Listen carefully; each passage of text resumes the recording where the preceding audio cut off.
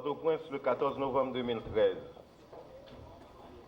Monsieur Jean-Tolbert Alexis, président de la Chambre des députés, Palais législatif. Monsieur le Président, j'ai l'avantage de vous communiquer sous ce couvert le message présidentiel paru au journal officiel de la République, Le Moniteur, convoquant à l'extraordinaire le Parlement pour les motifs qui y sont énumérés. En vous souhaitant bonne et fructueuse besogne, recevez, Monsieur le Président, les assurances de ma meilleure considération. Message, vu les articles, message, Michel Joseph Matéli, président. Vu les articles 92.1, 92.2, 105, 106 et 107 de la Constitution, considérant que la deuxième session ordinaire du Parlement a pris fin le deuxième lundi de septembre 2013, considérant l'urgence du vote de certaines lois et la ratification de certains accords, traités et conventions jugés pertinents, le corps législatif est convoqué à l'extraordinaire le vendredi 22 novembre 2013. Cette session extraordinaire sera consacrée à l'examen et au vote des actes suivants. 1. Projet de loi électorale pour lequel je sollicite d'ores et déjà le bénéfice de l'urgence. 2. Projet de loi sur les partis politiques. 3. Projet de loi portant création, organisation et fonctionnement du Fonds national pour l'éducation FNE. 4. Projet de loi sur le commerce électronique. 5. Projet de loi sur les échanges électroniques. 6. Projet de loi sur la signature électronique adaptant le droit de la preuve aux technologies de l'information et élargissant les compétences du Conseil national des télécommunications. 7. Projet de décret ratifiant l'accord entre le Royaume d'Espagne et la République d'Haïti sur la promotion et la protection réciproque des investissements. 8. Projet de décret portant ratification de l'accord de base de coopération technique et scientifique entre le gouvernement des États-Unis mexicains et le gouvernement de la République d'Haïti. 9. Accord modifiant pour la deuxième fois l'accord de partenariat entre les membres du groupe des États d'Afrique, des Caraïbes et du Pacifique, d'une part, de la communauté européenne et ses États membres, d'autre part, signé à Cotonou le 23 juin 2000, modifié une première fois à Luxembourg le 23 juin 2005, ouvert à signature à Ouagadougou le 22 juin 2010 et à Bruxelles du 1er au 31 juillet 2010 et signé par Haïti le 8 octobre 2010 à CPUE. 10. Tous autres accords, traités et conventions jugés pertinents. Cette session extraordinaire durera jusqu'à épuisement de l'objet de la présente convocation, fait au Palais national à Port-au-Prince le 13 novembre 2013 en 210e de l'indépendance. Michel Joseph Matéli. Le président de la République est-il prêt à débattre de toute cette turbulence morale, normative, comportementale qu'il a installée à la tête de l'État? Est-il prêt à reconnaître les fautes monstrueuses et multiples qu'il a commises avec désinvolture et une absence totale de culture institutionnelle? Est-il prêt à se débarrasser de son rêve macabre de renverser le Parlement, de déguerpir la classe politique, de vassaliser les autres pouvoirs, d'entretenir un CEP à sa dévotion, de prélever des taxes sans loi et impôts dans un pays éreinté par le chômage, d'épuiser à pleine main dans les caisses des deniers publics pour endetter une population qui a faim, qui n'a pas le courant électrique et qui est maintenue dans l'assistanat plutôt que d'être orientée vers les voies de la dignité. La conjoncture est lourde de reproches acrimonieux, de revendications incisives et de demandes de comptes fermes vis-à-vis du pouvoir en place. La violence exercée contre les populations manifestant pacifiquement et les préjudices matériels et moraux qui en dérivent sont condamnables. L'exemple offert par le président de la République au Cap-Haïtien, à la tête d'une manifestation des rues, pour alimenter l'esprit de confrontation et de haine au niveau de la population est condamnable. Les représailles dirigées contre les proches parents des opposants au pouvoir, notamment les parlementaires, consistant à les démettre de leurs fonctions, à les révoquer pour raisons politiques sans condamnable. Le choix d'importer le riz et d'autres produits vivriers, nécessaires à la consommation courante, au lieu d'organiser la relance agricole et à l'encadrement de la paysannerie est condamnable. La politique de marginalisation des compagnies haïtiennes et de la main-d'œuvre locale au profit des multinationales est condamnable. L'insensibilité du pouvoir en place face aux revendications justes des étudiants de l'université, des employés révoqués, des syndicats de transporteurs, des syndicats d'enseignants, des planteurs, des ouvriers est condamnable. L'installation d'agents intérimaires dans les collectivités territoriales comme lieu de blanchiment de criminels est condamnable. Les obstructions du président de la République au fonctionnement régulier de l'État sont condamnables. L'instrumentalisation du plan de carrière de la police nationale par le pouvoir en place est condamnable. La persécution des journalistes, le transport par des dizaines de bus des partisans du pouvoir au Cap-Haïtien le 18 novembre passé, l'affectation des médias d'État au service du pouvoir sont des signes clairs du retour de la dictature et c'est là hautement condamnable. La phobie par le pouvoir de l'opposition démocratique, notamment l'opposition parlementaire respectée dans tous les parlements du monde, est condamnable. Honorable député, je me réjouis de ce que vous réalisez et cela en écho aux prises de parole de position du président de votre corps, l'honorable Jean-Tolbert Alexis. Que l'invalidation du Sénat entraîne le dysfonctionnement et le renvoi de l'institution parlementaire dans un contexte où depuis 2 ans et demi, des élections obligatoires ne sont pas tenues. Hissez-vous à la hauteur du mandat qui vous a été octroyé par le peuple souverain. Le président de la République et son gouvernement ne veulent pas organiser des élections. Ils prévoient de diriger par décret.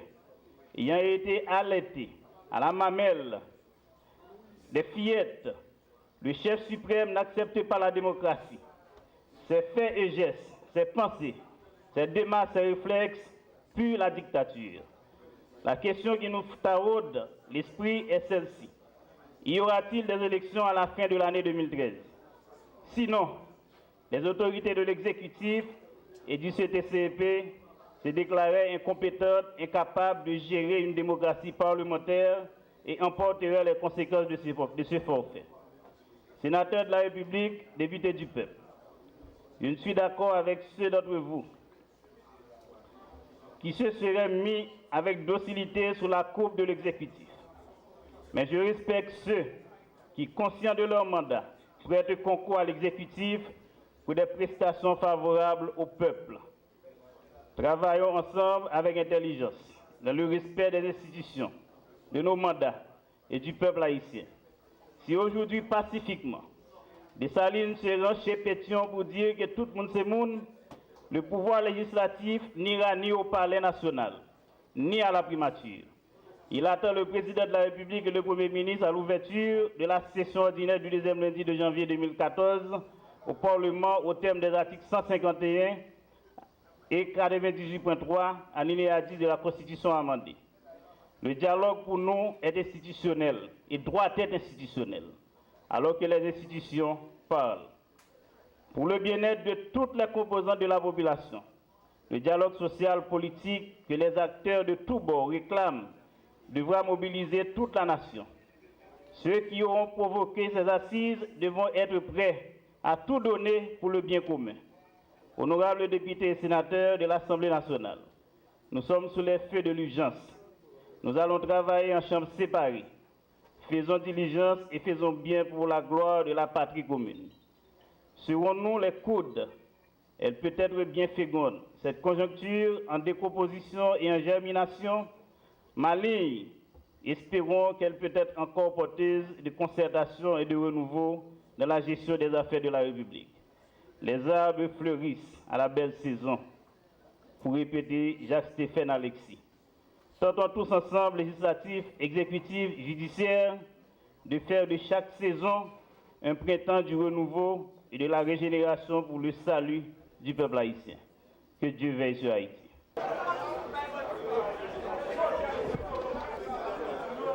Averti les pouvoirs du M. Conféré, je déclare lever la séance en Assemblée nationale.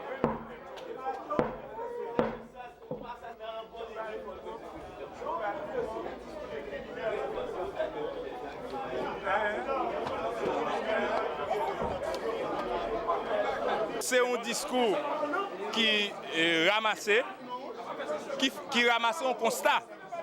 Et tout le monde constatait ça qui a passé dans le pays. Pas un secret pour pièce monde que nous vivons une situation, nous vivons un moment qui est vraiment critique dans la vie du peuple. Donc, l'éclair, son discours qui est ramassé. Et cependant, nous croyons qu'en dépit de cette situation difficile là, nous ne pouvons pas dialoguer. Il faut que nous dialoguions. Parce que de toutes les façons, le pays va mourir. Il faut que c'est dialogue, il faut que c'est réunion tout haïtien qui pour une solution à la situation que nous vivons la journée aujourd'hui. Mais cependant, nous croyons que pas de haïtien qui est conscient, qui marche dans le pays ça pour dire que la situation qui a passé là est belle. Pour dire que le pas senti peuple là non misère que le pas jamais là. Jamais dans l'histoire moi j'ai 40 ans depuis ma vivre, pas jamais connait situation classe moyenne, classe qui t'a supposé gagner en main, aller là pour c'est tout le monde qui a demandé. C'est de la médiocrité pure. C'est de la médiocrité pure parce que et en sa qualité de président de l'Assemblée nationale, discours c'est là, les pas de là parce que là dans l'Assemblée nationale on a parlé de plus gros niveau de l'État, on a parlé de l'Assemblée nationale. Président de l'Assemblée nationale, là, c'était un véritable polémiste que l'était et non un président de l'Assemblée nationale. Ou t'es quand même un problème personnel, mais ce n'est pas là pour venir régler le problème personnel. Ou cas opposé, mais là où même c'est président de l'Assemblée nationale, ou de élever à la hauteur de tâche. Ou gagne un président de la République qui a fait appel à l'unité. Et c'est ça, discours à lui révéler, vertière. Pendant que les gens ramon dans main ou même c'est comme Dakadou ou mitraillette dans main ou va demander la guerre. Donc ce n'est pas sérieux. C'est une déception pour la Chambre et pour le Parlement. C'est une déception pour l'Assemblée nationale. Et vous avez remarqué que tu commencé à murmure en dedans, côté qu'il y a plusieurs parlementaires qui désapprouvaient et message et président Assemblée nationale. Donc à la suite de sénateur Lambert, moi-même m'a dit ça, ce message n'engage pas l'Assemblée nationale, il n'engage que le président de l'Assemblée nationale lui-même. Parce que ça, ce n'est pas message pour nous délivrer dans l'Assemblée nationale.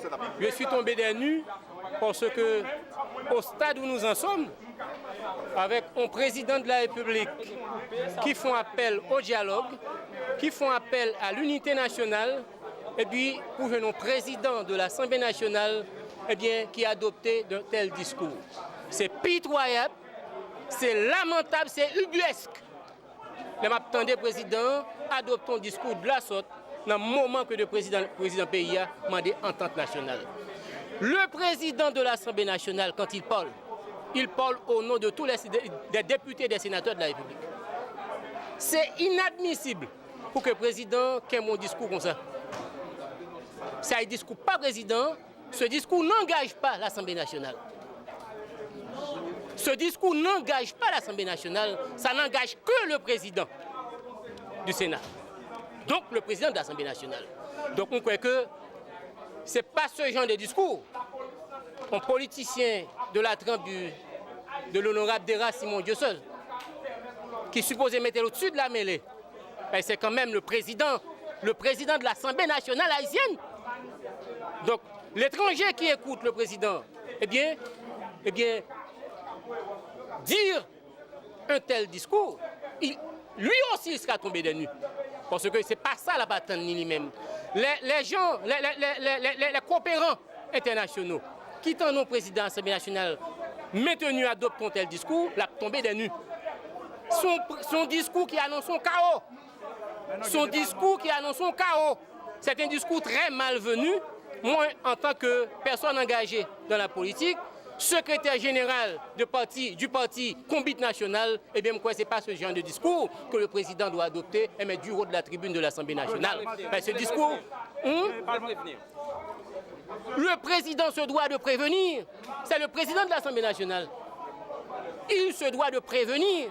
Il se doit de s'adjoindre aux démarches généralement quelconques monitorées par le président de la République. Il s'agit d'Haïti. C'est la collaboration de tous, petit pays d'Haïti, avec un président qui tend la main pour entente nationale, pour l'unité nationale, ou qu'on président de l'Assemblée nationale qui lui-même coupe le pont. Ça, pas bon pour le pays. Le président du Sénat, ce genre de discours qu'il a pu prononcer du haut de la tribune va dans le sens de l'opposition, mais pas dans le sens du Parlement. Le président se doit de se placer du haut de la mêlée. Il n'est pas supposé ni dans l'opposition, ni contre, ni pour. C'est le président, il doit être vertical. Donc on croit que son discours qui est très paralysé pour moi-même, et son discours qui va tétaniser et rêve et politique pays, et bien capable d'empêcher le pays à développer. Je pense que c'était dans la manifestation de c'est dans l'Assemblée nationale, je suis sénateur de la République, mon président t'a parlé, je pense que t'a parlé un message de paix, de réconciliation et d'avancer. Elle dit que je pense qu'il t'a parlé de mettre le pays à son rail, montrer le président de la République là, si que le président de la République commet des erreurs vraiment, je pense que t'a parlé et montrer au président que nous-mêmes nous pouvons passer. Mais c'est la même chose. Il dit président soit fait ci, aïe. Le président dit, et puis il fait même là sous le tribunal. Là, d'ailleurs, ouais, contestation, les députés, les sénateurs ont commencé à faire, ouais, dans la séance. Donc, je pense que, pour me rappeler tout le monde que Pétion, il parlait de Pétion de Dessalines encore une fois, et moi je me considère comme un Haïtien, pas comme Pétion, pas parce que je suis un Grimaud. Ouais, je me considère comme un Haïtien, et Pétion est un Haïtien, et Pétion a fait la révolution aussi avec Dessalines. Donc, je ne peux pas comprendre qui. Comme si dans le Pétion, c'est ton blanc français que nous débattons. Parce que dans mes doigts, je dis à ce discours-là, nous prenons le faire, tandis que monsieur a marié avec Mulatresse, ouais, et puis petit c'est Mulat. Il y a des choses que. Je ne peux pas comprendre. Je dis à président, mettez-moi dans une situation, alors président Sénat, mettez-moi dans une situation que je ne peux pas reconnaître. Parce que vous comprenez, alors je pense que c'était le coordonnateur famille là c'était là ou bien mon pote. Ça n'a pas gagné le président dit, pas de problème qu'il y ait des dérives, que des bails que nous-mêmes qui parlons en opposition, qui a supporté le pouvoir, que nous demandons des gouvernements pour corriger. Moi je dis que il y a des dérives que nous ne sommes pas d'accord. Même d'où ça fait là, je dis, nous ne sommes pas d'accord tout. Parce que le président du Sénat, le président de l'Assemblée nationale a supposé mettre en direction en un pays. Il n'est pas capable d'appeler dans la rue, sous besoin, démissionner comme sénateur de la République, comme président, et puis aller dans la rue pour faire président aller. C'est ça.